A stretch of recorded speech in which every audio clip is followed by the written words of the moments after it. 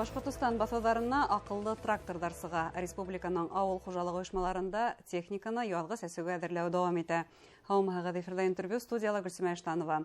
Техниканың ялгыз әсүгә әзерлек кимәле турында баш сельхозтехника предприятиянең генераль директоры урынбасары Башкортостан агросәнәгать комплексы предприятиеләренең ремонт хезмәтләндерү ассоциациясе башкарма директоры Руслан Зайнуллин һөйләшәбез. Һаумыгы. Шулай дип әйтегез әлеге вакытта әзерлек кимәле техниканың ниндәй? Безнең республикада традицион рәвештә елда Башкортстан хөкүмәтенең карары килеп, карары чыга. Шушы карарга сәбәпле 15 апрельгә авыл хуҗалыгы да эшләгән җир эшкәртү, туфрак эшкәртү, чәчү машиналарының әзерлеге 15 апрельдә каралган, тракторларның әзерлеге 15 апрельгә срок куелган булса. Менә бүген әйткәндә туфрак эшкәртү, чәчү машиналарының әзерлеге 95% бүген линейкага куелган, тракторларның әзерлеге 90% тәшкил итә. Ягъни басуга сыгырга әзер тирлек шулай техника. Шушы машиналар әзер. Өстәп әйтер идем, узган елда республикада 500-гә якын, 500-дән артык яңа техника сатып алынды. Аларның тагу корамаларын исәпкә алганда республика басуларына чәчү эшләренә 300-дән артык агрегат күбрәк чыгачак. Бу яңа машиналар. Яңа машиналар, яңартылган димәк. Яңартылган машиналар. Шушындый көчне өстәлүнең иң зур нәтиҗәсе дип әйтер идем мин. Республикада соңгы елларда хөкүмәт тарафыннан дәүләт ярдәме күрсәтелү беренче, икенчесе хуҗалыклар республикада хөкүмәт башлыгы тарафыннан, республика башлыгы тарафыннан указ принимать ителгән иде. Технологик модернизация, яңа техниканы яңарту буенча. Шунда беренче хөкүмәт ярдәме каралган. Безнең авыл хуҗалыгы министерствосы төрле поставщиклар белән льготный контрактлар төзеде, ел сайын төзеп килә битендә. Ниләр авыл хуҗалыгы предприятиеләренә ярдәм булсын өчен. Бу субсидия әллә булмаһа ташламалы кредиттармы? Менә бу әйтер идем, һәр завод-изготовитель белән, производитель белән республика килешү төзи. Безнең авыл хуҗалыгы предприятиеләренә техника ташламалар бирү.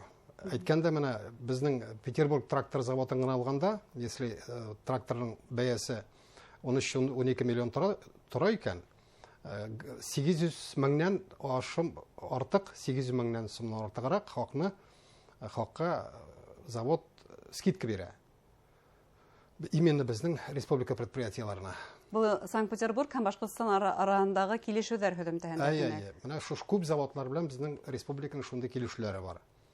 Менә шушы комплекс мерлар инде, шушы карар кабниләр, ярдәм, авыл хуҗалыгы предприятиеләренә күрсәтелгән ярдәмнәр соңгы 5 ел эчендә.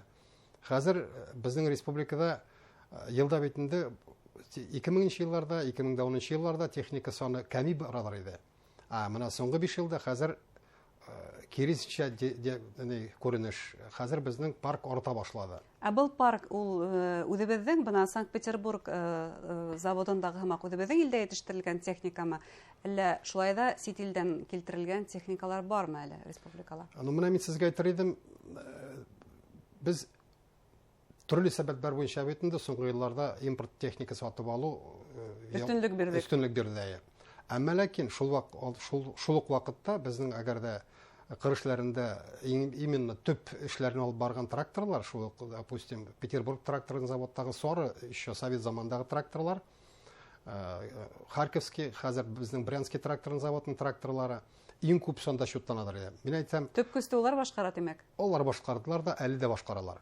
Менә бүген чыга торган, басуга чыга торган машиналар, алар уже 2020 ничәнче гасыр дип әйтәгән хәзер менә? 21-нче. Менә 21-нче гасыр тракторлары. Бу хәзер сез әйттегез, менә акыллы тракторлар дип. Хәзер менә быел безнең басуларга Алла берсә Кировский тракторный заводның 520К 525 дигән моделе чыгачак. Тапулар акыллы тракторда. Менә ул бу тракторда беренчеләрдән булып автоматизированный коробка куелган. Ике режимда эшләячәк, кыр басу эшләрендә эшләгәндә эш режимы дип әйтәдек, әйме? Оператор ул тракторны көйләп җибәрә дә эш режимына. Калган вакытта ул трактор басуда нинди катмарлыкка очрашса да үзенең тиешле тәртиптә эшләячәге. Монсы беренчесе. Монда, значит, машина үзе белән управлять итә дип әйтсәк ярый инде. Монда беренчесе. Икенчесе, хәзер шул ук тракторда и башка заводларның техникалары машиналарында инде бар система автоматизирован позиционирован дигән. Шул ук эш органнары моны чәчкечен чаптыгы икән, сабанны такты икән тракторга.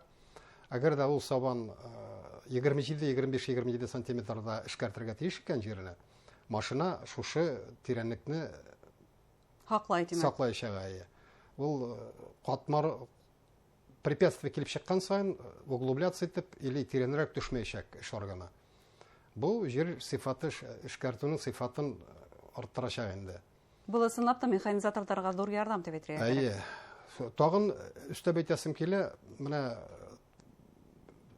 трактор әгәр дә менә диска җирне эшкәрткән вакытта дискаторлар эшлиләр икән, алар җирнең торышына карап, технология скорость белән йөрергә тиешләр. Мисал әйтәйек, менә мисал итеп әйтәйек, 14 км/сәгатьтә йөрергә тиеш трактор. Оператор шул скоростьны куя да, тракторга шул тизлекне. Трактор шул тизлек белән барачак. Ул үргә менәме, аска төшәме, аның артында туфракның авыррак туфрак буламы, җиңрәк туфрак буламы, ул шушы скорость белән йөрәчәк. Бул тотыш технологиялар, ханлы технологияга күсү дип аңлайбыз, шулай бит авыл хуҗалыгы оешмаларының. Менә шунда яңартылган техниканың кайтарылуы, ул бит ремонт предприятиеләренә ла өстәмә эш дип әйтәйек, чөнки бул яңартылган техниканы юнәтү, уны тиешле кимәлдә эшен хаклау да кирәк. Улар яңартыламы ремонт предприятиеләре? Әлбәттә, ремонт предприятиеләре бүген заман белән бергә барырга тиешләр бит инде. Хәзер яңа чыккан машиналарның запас частьләрдә детальләре дә совет замандагы булган машиналардан туры килмәй. Без кайвакыт импорт машиналарга да детальләр бик булып җитмәй. Санкция шартларында. Шуңа күрә безнең предприятиеләр шуны исәптән алып, үзләренең матди базаларын яхшырттылар. Соңгы 5-6 ел эчендә безнең 10-га якын предприятие төрле программаларда участвует в республикада. Хөкүмәт тарафыннан үткәрелгән инвестицион сәгатьләрдә хөкүмәт ярдәм күрсәтте аларның күбесенә. Хәзер алар современный технологик оборудование белән тәэмин ителгәннәр. Аларның күп эшләнде кадрлар воспитывать итеп, кадрлар белән тәэмин итү буенча. Шушы вакыт эчендә генә хәзер безнең коллективлар күбесе яшәрделәр. Менә безнең баш агромаш предприятиесен алсак, анда 30-дан артык кеше эшләй. Аларның бер 70% 30-35 яшьтәге егетләр. Менә әйткәндә, шушы 2010-20 елларда менә шушы азакы 5-6-10 ел эчендә эшли башлаган егетләр. Минем җавабым сезгә, менә яңа машиналар чыга, авыл хуҗалыгына килә тора, безнең үзебездә үсәбез, үзебезнең кадрларны үстерергә тырышабыз. Шул ук вакытта әйтергә кирәк, бүген бар экономик тармакларда кебек үк бездә дә кадрлар мәсьәләсе мөһим тора. Шул ук менә акыллы трактор дип әйткәндә бит хәзер Петербург тракторын заводында серийный хәзер куела агронавигатор дигән система. Тоже шушы цифровизация тармагы дип әйтергә була инде. Ул тракторның агрегатларын нинди хәлдә әле менә реаль вакытта күрсәтә инде. Трактор дөрес режимда эшләйме? Ул ватылмасмы дигәнне ул операторны алдан искәртеп тора. Беренче, икенчесе, хәзер машинаның хуҗалары планшетта күрәләр машинаның нинди кайда ул эш басуындамы, или икенче эш белән йөрме трактор монсы берәү. Икенчесе, шул ук җитешсезлекләрне, тракторның эшендә җитешсезлекләрен планшетта күреп торалар. И өченчесе шул ук менә хәзер интеллектуаль системалар, навигационный системалар безнең Петербург заводының үзенеке бар. Ул җир эшкәрткән вакытта агрегатларның погрешность дип әйтәгә, менә 3-5 сантиметрдан точность. Тайпылмаган ситкәтенә.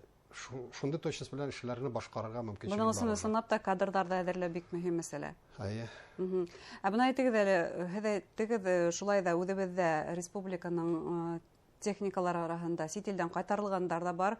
Уларның да эшләве кирәк бит. Уларның деталь белән тәэмин итү өчен әлеге вакытта санкциялар каты куелган. Менә бу вакытта бу мәсьәләне ничек хәл итәбез? Үзебездә детальләр җитештерү я башка юллар куелганмы? Әлбәттә, алдагы тапшыруларда без сезнең белән беренче тапкыр очрашмайбыз. Менә мин хәзер әйтер идем, яңалык булып хәзер менә бүгенге көндә ситуация шундый. 3200-гә якын детальны без республикада предприятиеларында или ремонтлый алабыз, или яңадан эшли алабыз. Яйга салынган тимәк. Яйга салынды. Менә мин әйтер идем, менә буквально 23 февральдә генә безнең составындагы ИПМУХ дигән предприятиедә ханинговальный станок алында яңа заманча без әгәр дә блокларны төрле дизельный двигательләрен карбюраторный двигательный блокларын Татарстанга күбенчә илтәләр иде безнең предприятие. Хәзер без мөмкинчелек бар үзебезнең республикада. Ягъни ситилгә генә түгел, башка төбәкләргә мөрәҗәгать итмәйбез, үзебездә итештерелә.